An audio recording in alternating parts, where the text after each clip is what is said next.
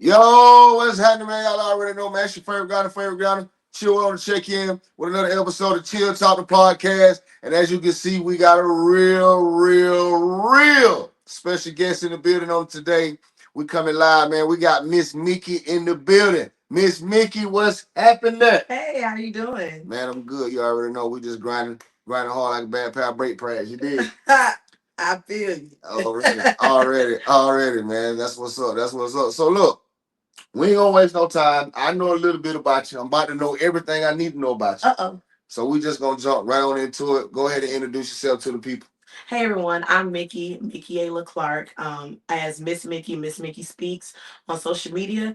I just here to talk about womanhood, entrepreneurship, and also the life of living with a musician. So that's all on Facebook. You can find me at Mickey Ayla Clark on Facebook. On TikTok, you can find me at Miss Mickey Speaks and Instagram. Man, you look like you was ready for this interview. You said all that. Yeah.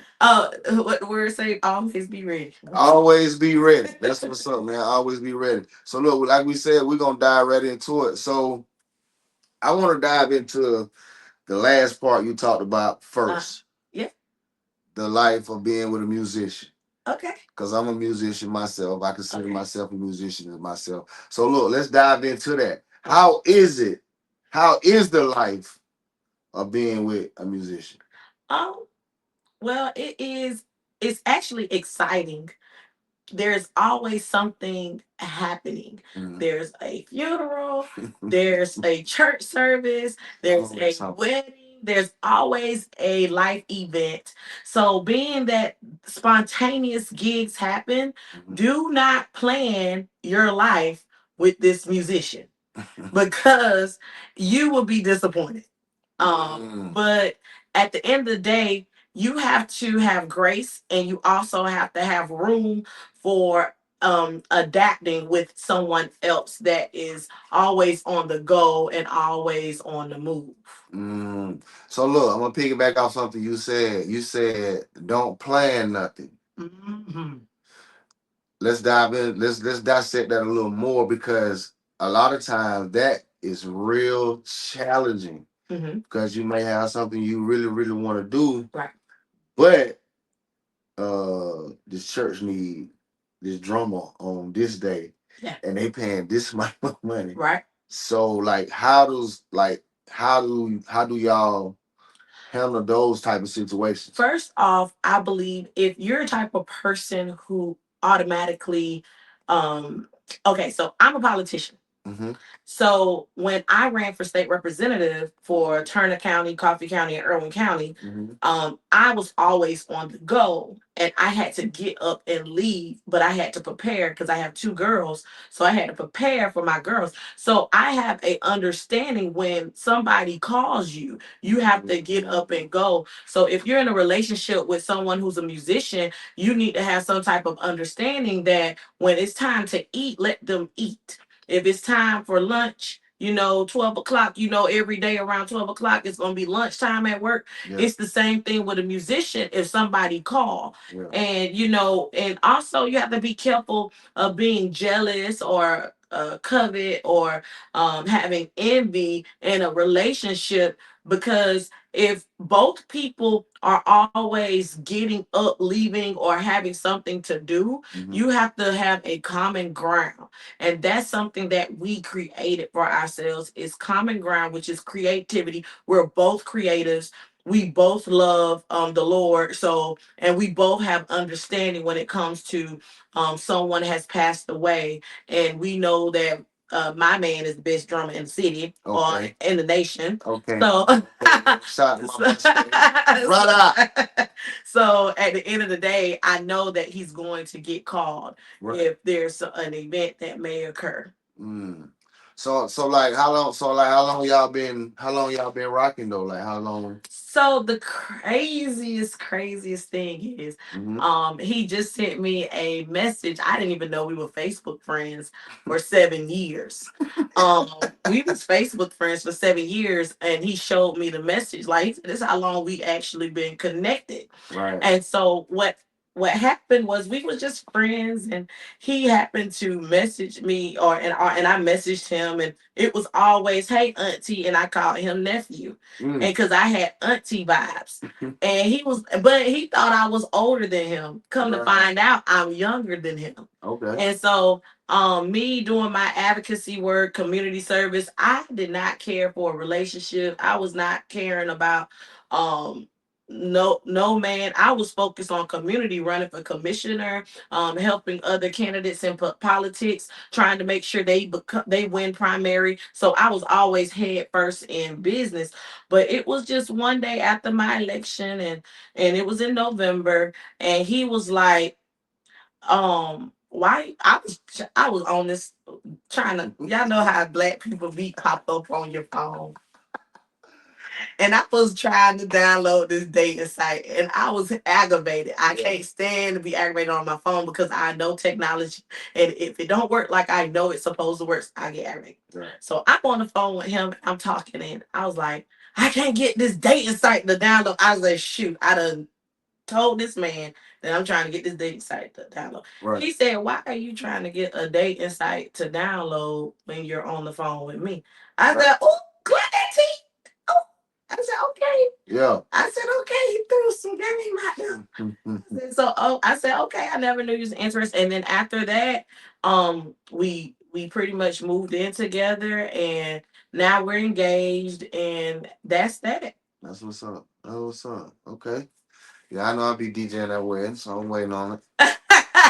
Yeah. We can't wait. You're gonna have all the best musician DJs. Yeah, that's gonna be lit. Ones and twos. That's gonna be lit. Yeah, that's gonna be lit. Yeah, that's gonna be lit, man. That's gonna be lit. That's what's up. So out of it, being the life of being with a musician, sum it up for me in one word. What would your one word be? Dedication. Elaborate. Because you helping somebody now. You helping somebody now. Yeah. The musician have to be dedicated to his craft. Also dedicated to the people. One thing about Spade, he loves people. Yeah. He do not care about what has he jumps in a vehicle and take care of friends, family, whoever. He don't care about him being sick. He don't care about his things that he is dedicated to the people. Yeah. So when someone calls him and has an issue, he's like the problem solver. Now, as far as me, I need to be that woman that's dedicated to him and supports him when he has these gigs. I need to make sure he has a sandwich in the car, the gas is filled up, and the car is clean, and help him with his stuff to put in the car, because I know honey is coming back home with some bread. Yeah. So knowing that that's the way he pays his bills, besides having a job, and also that's his music therapy. He loved, like, the band is called Groove Therapy, but music is his therapy. He just plays. He probably just sit there and make beats. His production company is amazing. He has so many different things in his chambers that I'm still learning about, and he's still learning about me. But what we do is we actually collaborate. So this is what I was saying about common ground earlier. Okay. We help us. Yeah, we collaborate together. So he has music, I have business. I'm a tax professional, certified IRS E5 provider with the IRS. I've been doing that for 10 years. I set up people businesses. So when it came to Suave Tone Reloaded Productions, I set his business up so that he'll be able to cash those checks in Suave Tone, also create business credit, also understand that he can file an actual tax return with Suave Tone, and also he will not be liable for any thing that may happen because it's an LLC, limited liability company. Right. So being that he has his business together, that is something that I'm making sure when someone say, okay, we're going to write a check out to you, or someone say, hey, we need an email, I'm his personal assistant as well. I'm going to make sure his emails are sent out timely or that same day, so then he will not, because he is so dedicated to his craft, he can get you where you need to go, but also get to the stage time. man, my man, in time, you better be an hour early. He do not play about being late. Yeah. And I always tell him remind me of that movie with Ike Turner or James Brown. Fine.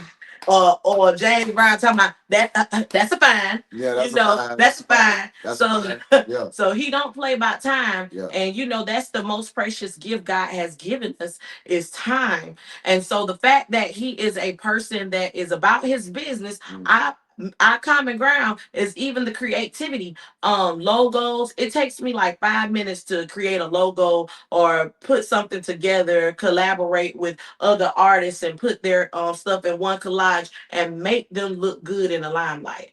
So my whole thing is to make sure that his production company business is set up properly.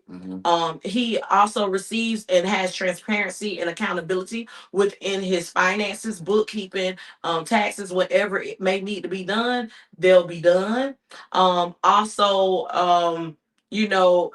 and just being with me is unmatched. He have a hot meal when he come home. The kids are well taken care of, and that's something that we really have God as our foundation. Yeah. Like, I'm a PK kid. He grows up in church. I have not been to church as much as I have with him. He has 2 services every Sunday that I have to be there. And now I'm a part of each praise team. So it by default, it was he didn't make me. Default. But by default, yeah. It was just us giving service. So we're both people of servitude. Yeah. And being that we love to service community, that's just something that's in us. But also our first ministry is home. Yeah. Our first ministry is the kids, making sure the kids are seen about, making sure everybody get along, yeah. Make sure everybody's fed, clothed well, and whatever else may come to it. And that's our priorities. And our foundation is just straight. Like, there's no cracks. Yeah. Yeah, because we both been through things, and now we've gotten to the point where like, I got your back and he don't play about me. Like, when I tell you he don't play about me and I don't play about him. Y'all heard it right here on the podcast live. So look, man, that's very, very intriguing. Very, very helpful. I know it's gonna help somebody because I know it's a lot of musicians in this area alone, just in this area. Yeah. So it's definitely gonna be able to help somebody. But I know you mentioned something while you was talking about that. So before we get into entrepreneurship and womanhood, okay, you said you was a politician. Yeah. So let's talk about that because I didn't know. Oh wow. Oh yeah. Yeah. So let's talk about. I'm plugged in. Yeah, I see. So let's talk about you being a politician.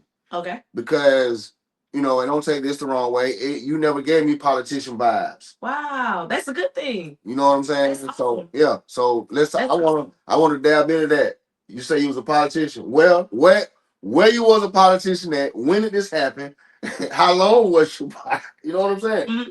Talk about it. Tell us. We want to know too. Okay, so let's go back to 10, 15 years ago. I was NAACP state community coordinator, and then I was also NAACP chair resolution for the state of Georgia. Being that I had those prominent positions, I had to make sure Black bodies in our streets was accounted for. Also, when 2020 summer hit, when y'all remember when CNN went down and Ahmaud Arbery happened, George Floyd, we was behind the scenes with communication, making sure people got where they need to go. The protest was happening. We made sure that we was in the forefront of there. We had the Klan across from us, and we was protesting, and then we also had Black Panthers with us. So we have a lot of MOUs, memberships, even Masons, different people are a part of our organization, NAACP. And so me as a dedicated member, and they call me the godmother because I feel like everybody need to eat, everybody need to have water. I feel like everybody need to be taken care of when we're in this thing. But also, I'm not a person that you can just do any kind of way and expect no consequence from it. So me knowing my personality and how much I love my people and community, I said, this is what I need to do. I need to be a voice for the people in the community so that they can actually get what they need. And that is the less than, the poor, the people who don't have a voice, people who are right, but they are made wrong. Because there are so many black men out there that's being incarcerated. They don't even have the bond to pay to get out. And so what I do is I find resources or people. I will communicate with these politicians and say, hey, we need help. And then also, if you look like us, then I feel as though you should help us, but you got to be careful because everybody the same skin ain't some kin. And that's something that we have to make sure we understand in the community.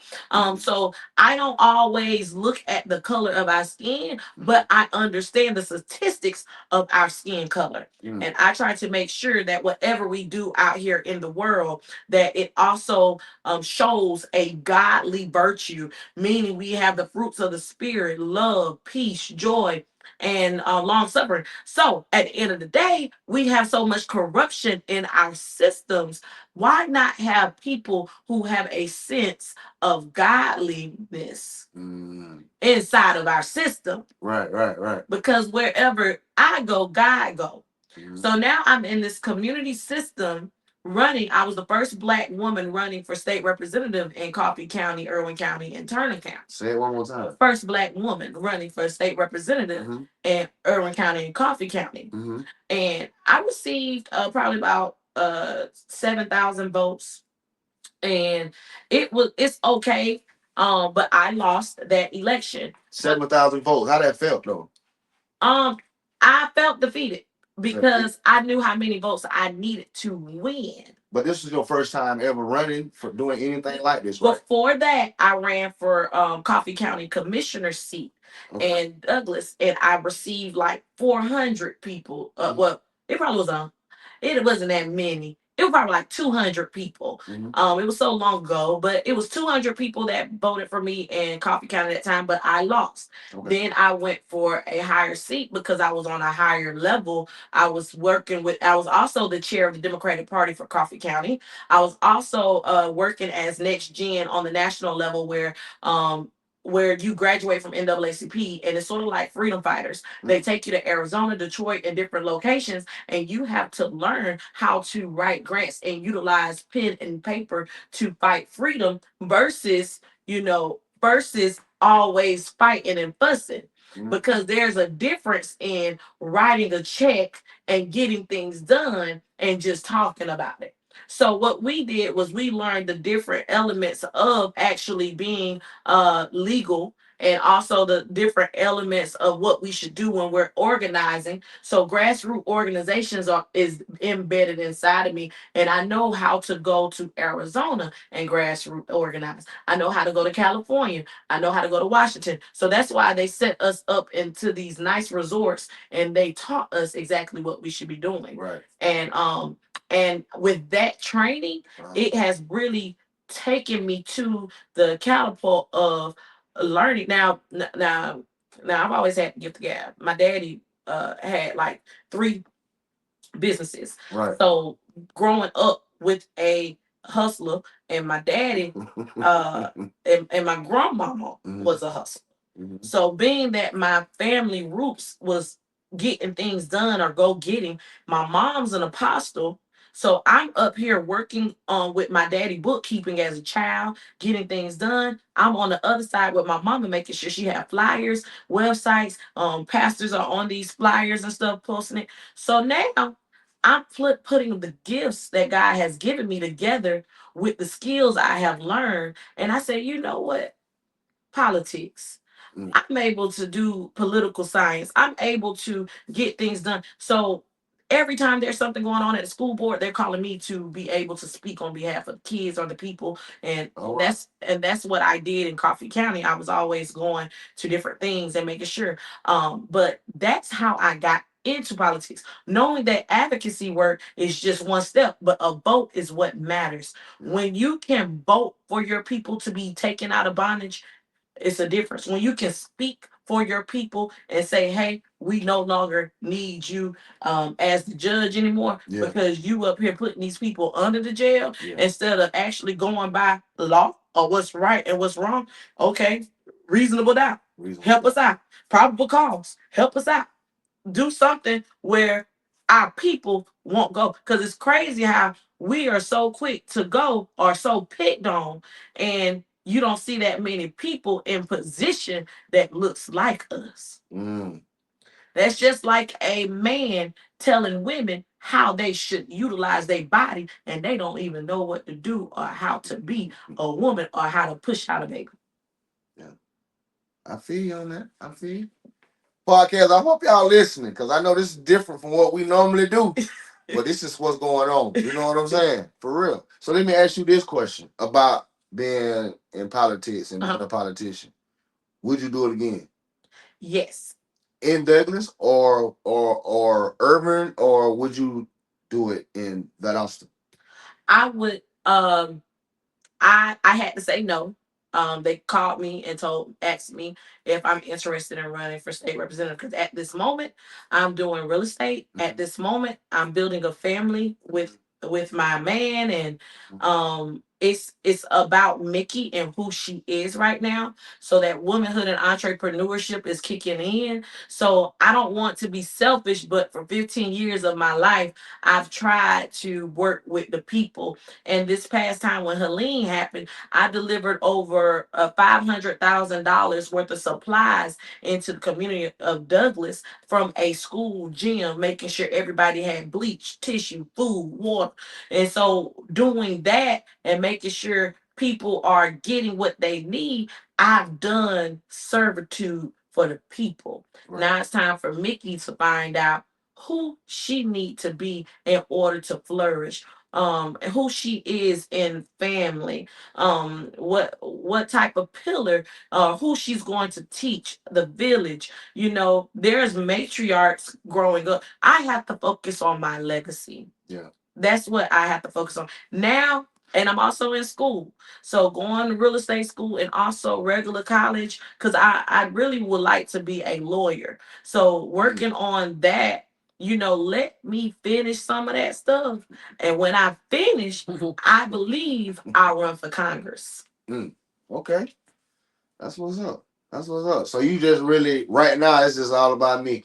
All about I me. ain't trying to be nobody politician or nothing. No. Right, just the house politician. Well, in the house. I can't even do that because there's a king here. I feel you. And he plays no games. I feel you. So. I feel you. I feel you. I feel you. I definitely feel you. So look, I'm gonna take a quick break and ask this question because I ask this question every podcast. Okay. It's just gonna be a little different type of question because normally I interview artists. Okay. So I'm gonna ask you this question, but it's gonna have a little spin on it. Okay. So normally I ask the artists to give me their top 5 artists. Okay. Or whoever they feel like is helping them go. I need 5 of them. So I'm gonna ask you to give me your top 4. Okay. Who's ever inspirational in your life. I need your top 4. So we got to shout out to my brother Mozzie GA. Okay. Because Mozzie GA is my brother. And he just get off the phone with me. He was like, sis, you got to do this, do this. So he's very inspirational. So wait a minute. What? Which Mozzie are you talking about?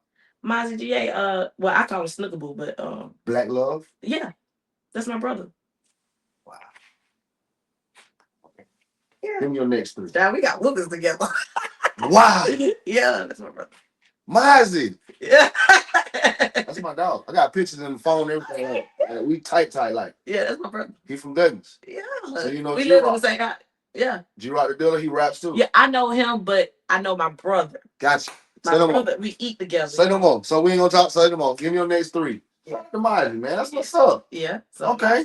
So, like Anita Baker. I love Anita Baker. When I'm working, I can do Anita Baker. And then I love Maxwell because if I'm sipping on a glass of wine, I can sit back and listen to him all day. And then I'm gonna do the last artist, a musician, and I'm gonna have to go for Antoine Bradley, my man, because baby, I the accountability that he have in my life right now is so needed. Yeah. And I understand. I mean, he creates beats and things of that nature, but the words that he speak to me on a daily basis is nothing but encouragement. And also, if I'm wrong, yeah, he'll check me because could nobody check me. But now this boy he be checking me all the time. Slay be checking you. Yeah, he do. That's what I be wanting to be right, but then I be like, Lord, I know I'm wrong. So no, I'm wrong. I know I'm wrong, Lord. It is, yeah, what it is. Yeah. Because we're trying to get somewhere. We're trying to grow together. So, and that's another thing. Like women, we have to be okay with someone else giving us advice and us understanding there's a bigger vision. So some things we may not see that God has told this man, because we was talking about the other day about help me. Like, you know, women were made for the men.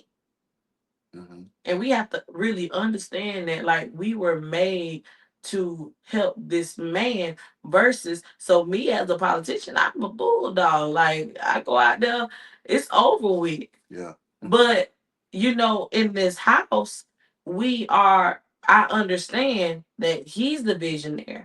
Yeah. And I have to go along with his alignment of what he has going on. Mm. And that's why we had to hurry up and find a common ground, because Miss Independent Woman couldn't be submissive at all.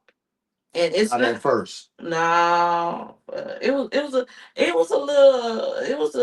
little hard because I have been independent for so long, right, and there was nobody telling me what. And I'm also an entrepreneur. I have employees, so nobody could tell me about my business, or nobody could tell me how to operate my children or what I need to do. Because who's going to tell me if I'm the breadwinner? Who's going to tell me if I'm taking care of all the business and money is still flowing in? You know, and it was a thing about money too. But also, I wanted to make sure my reputation and character was always straight. So I didn't talk to people like that. I didn't. People did not have access to me. This is the most people ever had access to me, especially because me being an advocate, mm-hmm, and an activist, always in the limelight doing stuff. You know, I didn't want harm to come to me. But now I got somebody that don't play about me. Let somebody slap me. It's up and it's stuck in. Ooh. Yeah. Let them hear about it. That's what's up. She said, let them hear about it. For real, for real. So yeah, I like that. I like that. So look, we're gonna go into the second part you talked about, and okay, we're gonna speak on this a little bit because it's needed, mm-hmm, and that's entrepreneurship. Okay. So let's talk about what you do in entrepreneurship, why you love entrepreneurship. Because I know you love it because you talk about it a lot. Mm-hmm. Since we've totally met here, entrepreneurship. So let's talk about it. Tell me about entrepreneurship. I was born into entrepreneurship. So being that entrepreneurship is one of those things that has been embedded in my family. My daddy trained me to grill and fix plates while he cut hair, then go outside with my apron, wash cars with my brothers, Mozzie too. Wash cars, come back in, clean up, make sure it's clean, get the money, bring him the money, make sure I don't take the money. Yeah. If you lie, you steal. If you steal, you kill. Yeah. Embed principles like that into me. Also didn't get paid for it. So if I was able to do entrepreneurship for my daddy for free, and then I learned how to make money, yeah, that was a wrap. So then I tried my businesses to work, okay, to get W-2s. I switched over from W-2s to 1099 contracts, meaning you pay me every month to do something. Right. And I am getting paid for 6 months doing whatever you need for me to do for those 6 months. Right. I don't have to be in your face. I could be on the computer. So, me knowing that I had a child to raise by myself, and then I also was previously married. So, even during my marriage, I was an entrepreneur. But then I had to learn how to pull it in, and it was moments where I was making too much. It was moments where it was not enough, but we like the money, but then no, we don't need you making that much as a female. So when I got out that marriage and I got divorced, I decided to go in. When I figured out the different levels of entrepreneurship, Yeah. I remain humble, but at the same time, I've been through a lot as an entrepreneur. So then it switched up to me helping everybody else become an entrepreneur because I saw freedom and ownership. When you own your name, you own your business, when you own your land, you are free. Mm. And if you don't, you have to listen to somebody else. Mm-hmm. And so if we're focused on building legacy and building family and making sure our generations have security, then we have to focus on ownership, which is entrepreneurship. So that's how you get ownership is entrepreneurship. Definitely. And land Mm-hmm. is one thing that you can own and create into a business. They say we do not have reparations, but USDA make it where if you're not able to qualify at all these other banks, Yeah. the person that you can come to Yeah. is USDA and get you a farm number and set up some land with the business. Mm-mm. These are facts.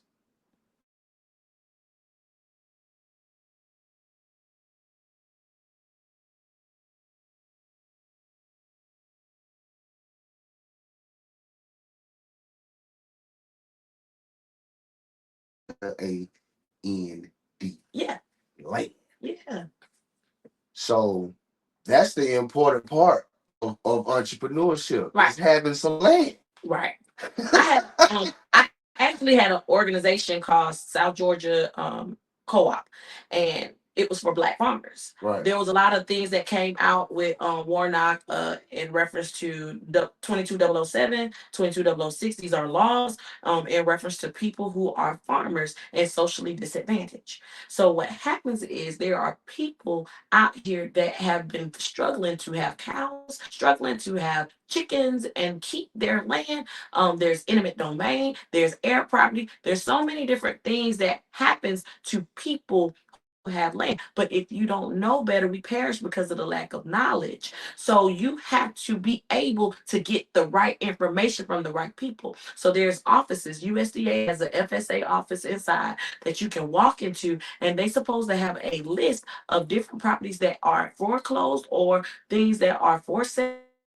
They should have a list, but sometimes they say we don't have that list. So they should know exactly who is farming where, because guess why they should know? Because at the top level, my good friend, Mr. Chuck Tyson, he is over all the bankrupt properties and foreclosed properties. He's also over all loan officers inside the state of Georgia. Arthur Tripp is our director. So this is the thing. When you know people at the top, Yeah. you get the right information. You also go to these community events where they are talking and they're telling you what's available. You take that information and go to your local place and email them.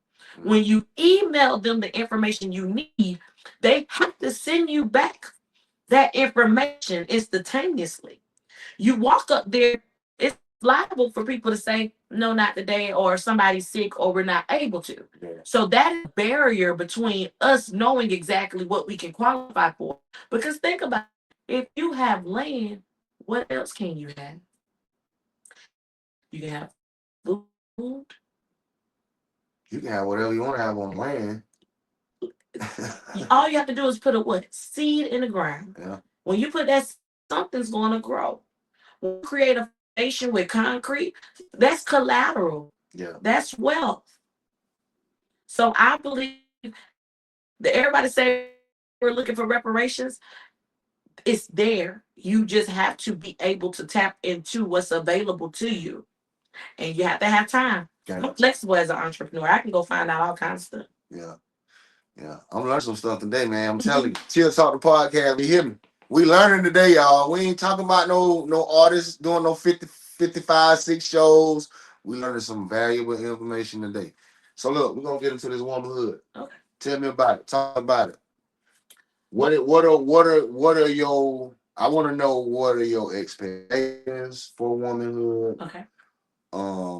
What made you even want to even, you know, be a part of, or being an advocate for womanhood, those type of questions. That's what I want to know.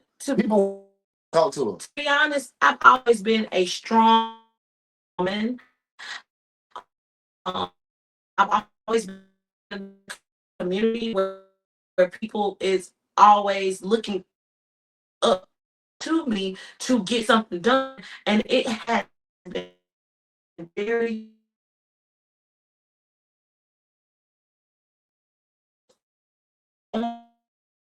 I have to go find something to do because I don't have anyone that I can talk to. I've always been the backbone when it comes to my second the family that been there and they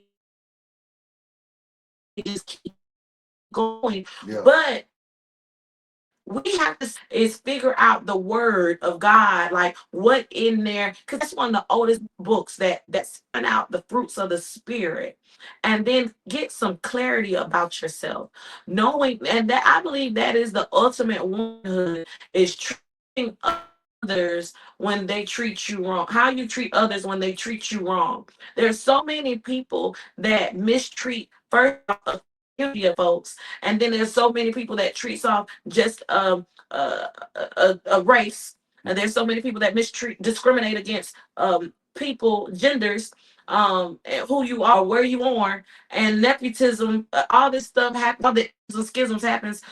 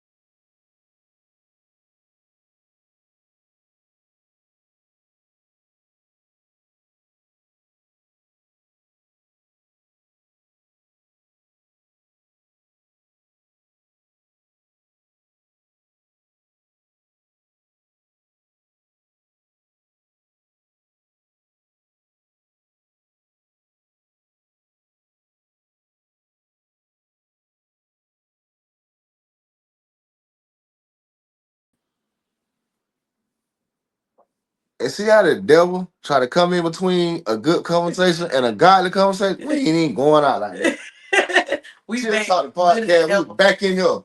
So, and as you were saying, womanhood is what now?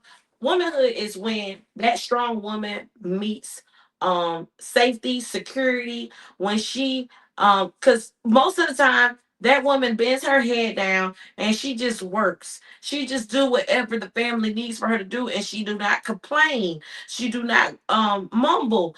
She's very humble. She's meek. And so what I'm saying is, womanhood is when there is every household has a woman in it.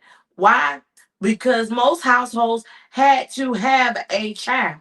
Yeah. I mean, a woman had to have a child in order to be in it. So, right. At the end of the day, I feel as though we have to go back into the fruits of the spirit, love others, because it's how we treat our kids. It's what they see, how we treat our men as well. Like, it's what they see, because that is the future. When the children they like, when they see, okay, I'm old school, and my man old school too. He gave me a pair of pants one morning, and I did not know what to say because these kids, they ask all kinds of questions. They said, "Ooh, you gonna iron daddy pants?" Right. I said, "I will iron his whole closet if it means that he needs to get together so he can go to work and take care of business." Right.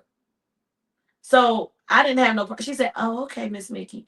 But at the end of the day, cleaning, cooking, that's by default. That's something that we supposed to do. We shouldn't be around here saying, "No, that creates peace in your home." So womanhood is playing the role of a female and also knowing your worth at the same time. So just as I'm on this podcast, I'm still allowed to be who I am and have my own identity and also have my friends, but there's business that we have to take care of with the business. There's business that we have to take care of at home. And so that's what we focus, that's what womanhood is all about.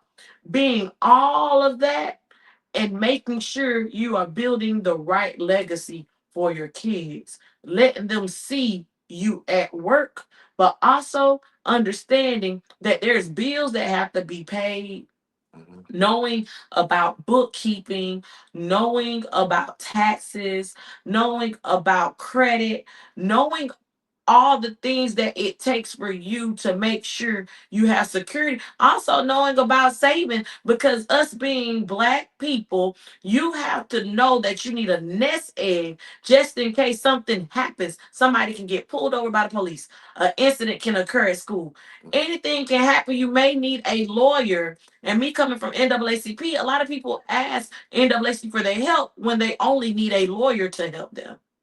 So it's a lot of things that I have been I have been able to see, and also I have been able to touch, to know that if there was just one woman in a family, that could actually make sure that she's nurturing the people within that family, because I believe the tree need nutrients. It needs water, it needs sunlight, and that family tree will stay green. It will grow. We don't want no dead trees around here. So I think if we work on family more, and that woman, and I'm talking to a woman because I'm a woman, so woman to woman, we can have communication, and we will also be able to uplift each other in this journey, because also we have quiet wounds where nobody knows what we're going through,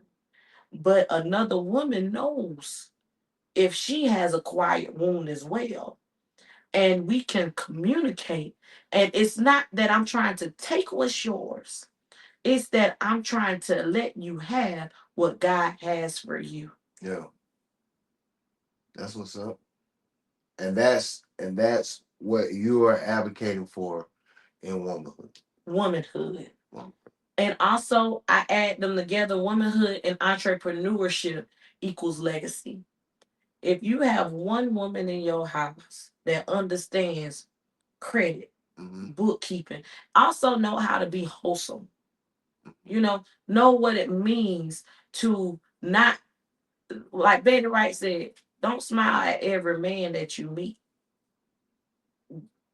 Keep your position, remain who you are, but at the same time, let someone see that you have dignity, integrity, and you have great character and a good reputation. Mm. Because sometimes nowadays, it's okay for us to call each other bees, call each other out our names. It's okay for us to minimize another woman. Yeah. Because one thing about it, we have daddy issues or men issues where we have been called out our names and it looked as if it was cute. It's not cute. Because he said that we were fearfully and wonderfully made. He said that we was above and not beneath. We're the head, not the tail. We're the lender and not the borrower. And if a woman, that's what he said now. And if a woman understands her worth and understands exactly who she is, that man can't do nothing but flourish. I guess that's why I'm first. It's look like that. Yeah. She pressing the buttons, ain't she? I'm trying to check. And that's why they say behind every good man there's a what? It's a good woman. It's a great woman. Good woman. Side by side. Yeah.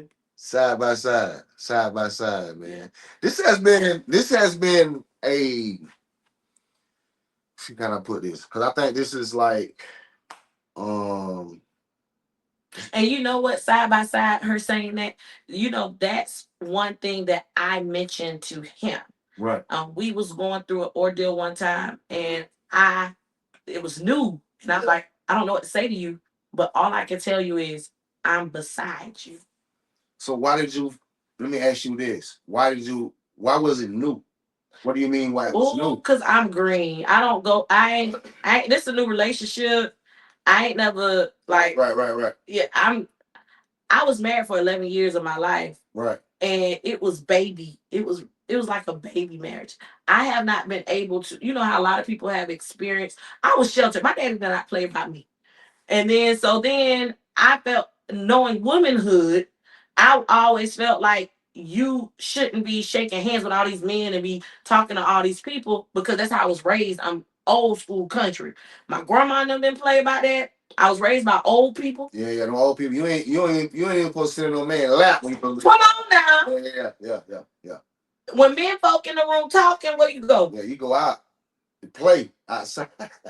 So me being country, Yeah. I knew that. So also that stayed in the back of my head as I was going through life. So people cannot say anything about me, but she worked with NAACP, or that's it. Yeah. You can't, you ain't got nothing, no. And that's another thing. Don't give nobody nothing to say. Yeah. But at the same time, it was new for me because I'm a fighter for other people, but I've never had to fight for someone in a relationship. And the fact that I had the opportunity to help or fight, I was excited, but I knew if I would stay beside him, and whatever decision he made, hold his hand. That's all I need to do, is just make sure that we're good. And it was beside him, not behind him or in front of him. Yeah. I wasn't trying to lead. It's like, I got what I got, you got what you got, we moving in the same direction. Yeah. So I like that she said that. That really, Yeah. brought back a memory. That's what's up. That's what's up. Like I was saying, man, this has been very, very different from Chill Talking Podcast. This is like the 100 and some episode. Wow. And I think this is like the first episode where we've got like talk on this type of subjects. Oh wow. You know what I'm saying? Yeah. So yeah, I think this is gonna do numbers when we post it. Of course. It's on the way. But before we get out of here, because I don't want to hold you up, because I know you got to cook that dinner for my brother. So I don't want to be in the way of that. I don't want to have nothing to do with that. So before we go from with Miss Mickey, y'all, she gotta do this. So I need you to shout out your social media again. Okay. And then I need you to leave some jewels for womanhood, entrepreneurship, and the life of being with a musician. I need you to leave some jewels for all of that before we get out of here. Miss Mickey on social media outlets, Miss Mickey Speaks. Find me on TikTok. You can also find me as Mickey Clark, the consultant.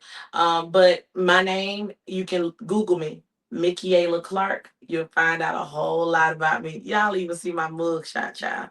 But that's freedom fighting at its best. So at the end of the day, I want you guys to know you are not your past. You are who God created you to be. And all you have to do is get up and walk into it.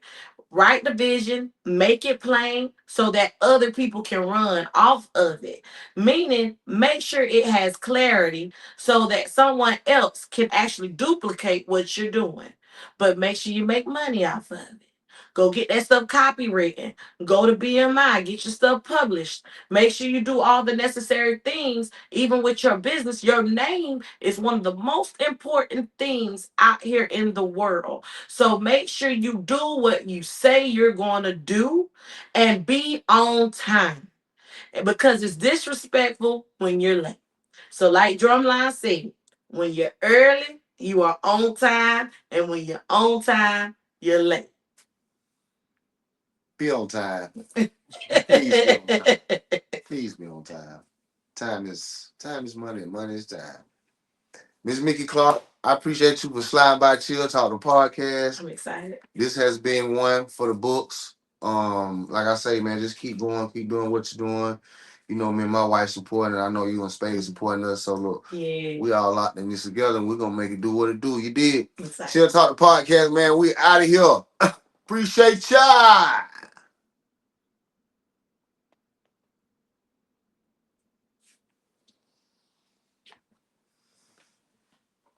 John, when I like that.